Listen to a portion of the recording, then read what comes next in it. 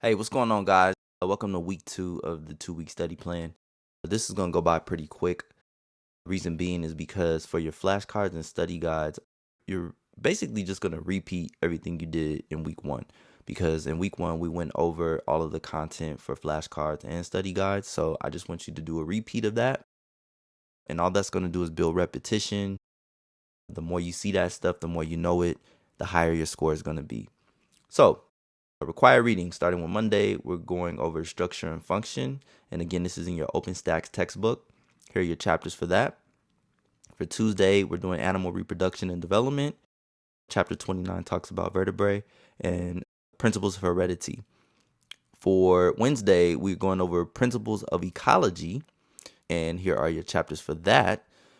Thursday, we are going over principles of evolution and social biology. And for Friday, this is actually a typo here, and it should be fixed by now.